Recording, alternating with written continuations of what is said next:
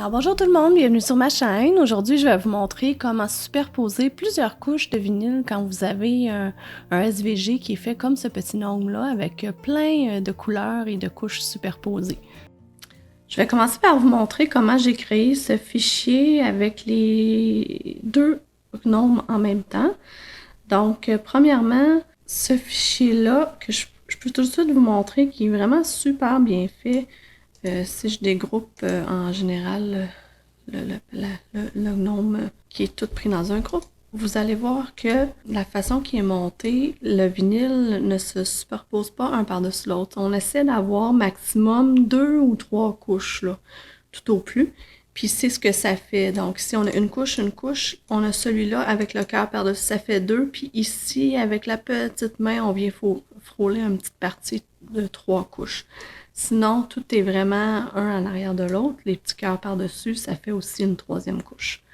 Donc, je vais vous montrer si je pars d'une nouvelle fenêtre, donc un nouveau projet, et que je clique télécharger. Vous allez voir, j'ai mes deux noms ici que j'ai téléchargés de Design Bundle. Vous allez avoir le lien dans la description du vidéo et aussi sur mon blog. Donc, on va insérer celui-là en premier. La seule chose qu'il n'y a pas, c'est les petits cœurs sur le chapeau. Ça me tentait d'ajouter les cœurs. Donc, je télécharge le deuxième. Et là, tout ce que j'ai besoin de conserver, c'est les cœurs. Donc, je vais le dégrouper et me débarrasser soit en cliquant sur le bouton de droite et faire supprimer, ou en tout simplement utilisant la touche Delete. Je vais me débarrasser de tout ce que j'ai pas de besoin. Et les cœurs ici, je vais les mettre sur le chapeau. Bon, vous pouvez les placer immédiatement, mais comme je suis un peu économe en vinyle, je vais pas les placer pour qu'ils soient tous placés d'une shot. Je veux vraiment je les attacherai pas ensemble. Donc, la façon que je les place ici sur Design Space a peu d'importance. Puis toujours dans le but d'économiser du vinyle, je vais agrandir ça un petit peu pour vous aider. Je vais vous montrer en dégroupant le nom au complet que ces pieds sont attachés ensemble. Fait que quand on fait créer, on se retrouve avec ceci. Puis ça, je trouve pas ça très économique. Je trouve pas que ça vaut la peine d'avoir les pièces passées. C'est pas assez compliqué. Donc, si j'annule, la façon de dégrouper quelque chose qui est attaché comme ça dans une seule couche, c'est de dessiner une forme. Vous pouvez choisir la forme que vous voulez. Bon, moi, j'ai pris un rectangle, c'est plus facile. On va la superposer à un des deux pieds. Et en sélectionnant les pieds et utilisant Shift avec le rectangle, on va faire couper. Là, on se retrouve avec les deux pieds rouges détachés, le rectangle gris avec un trou dedans qu'on va faire Delete, et un autre pied qui est rendu gris maintenant qu'on va faire Delete parce qu'on veut juste le rouge. Et voilà, nos deux pieds sont maintenant détachés. Donc, vous pouvez faire ça pour n'importe quelle chose qui est collée ensemble comme ça, il n'y a pas de problème, ça se fait de cette façon. Donc là, quand on va faire créer, vous allez avoir toutes les couches, incluant les deux pieds qui sont bel et bien plus rapprochés qu'ils étaient tantôt. Là, ce qu'il ne faut pas que vous oubliez de faire, c'est miroir.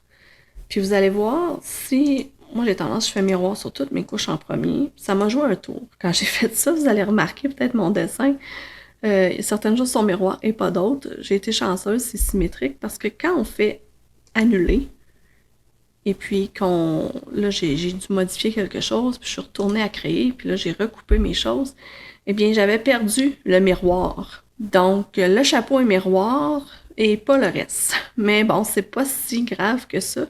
Sa tunique, vous allez voir, elle est de l'autre sens pour moi. Puis les pieds aussi, la barbe aussi, mais ça a le fait que le chapeau fitait pareil sur la barbe. Fait que j'ai été chanceuse là-dessus. Ça n'a pas été bien grave. Alors, le vinyle que j'ai utilisé, c'est le vinyle HTV Stretch de Sizer. J'ai fait un test de coupe avant. J'ai utilisé les cœurs du chapeau tant qu'à faire. Il a fallu que je fasse 3 coupes différentes avant de trouver le setting parfait. Mais vous voyez, il faut vraiment que quand on retire le HTV, que ça se défait vraiment tout seul. Il ne faut pas qu'il y ait de petits bouts qui restent pris tout le long quand on déchire. Fait qu'on tire et c'est vraiment l'avantage de HTV, il n'est pas collant, c'est vraiment la feuille protectrice, la feuille qui est collante, donc c'est facile à enlever vraiment plus que du vinyle pour le décalque. Ensuite, j'ai trouvé le centre de mon chandail. Là, on voit, j'ai fait une petite ligne avec un crayon blanc au centre, puis j'ai placé le chapeau. Je place toujours environ mon design à une main de large du haut. Puis, je suis partie comme ça. Et comme on fait plusieurs couches, j'ai utilisé les settings mentionnés sur le site de Sizer. Je vais vous mettre le lien dans la description. Vu qu'on met plusieurs couleurs une par-dessus l'autre, j'ai fait 5 secondes en premier, puis ensuite, j'ai enlevé le plastique protecteur. Ensuite, on rajoute la deuxième couche, on place mieux. Je vous excusez ma tête, il fallait vraiment que je me mette les yeux vis-à-vis pour être sûr de mettre ça droit. Alors, on met la barbe et on continue comme ça avec toutes les couches. J'ai replacé le papier protecteur par-dessus parce qu'on veut pas mettre le fer directement sur le vinyle. Donc, on refait ça un autre petit 5 secondes et on y va comme ça, couche par couche, un à la suite de l'autre.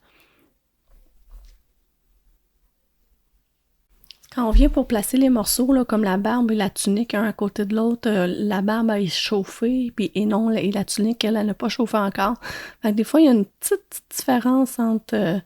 fait que c'est plus difficile à placer un peu, mais on finit par y arriver, puis la différence est assez quand même subtile. Il faut regarder vraiment de proche là, pour le voir. Rendu à l'étape des pieds, j'ai réussi je me suis dit, on va aller un petit peu plus vite, on va mettre les pieds, le nez et les cœurs en même temps sur le chapeau. Ça l'a facilité, mais ça l'a accéléré un peu le processus, encore un petit 5 secondes.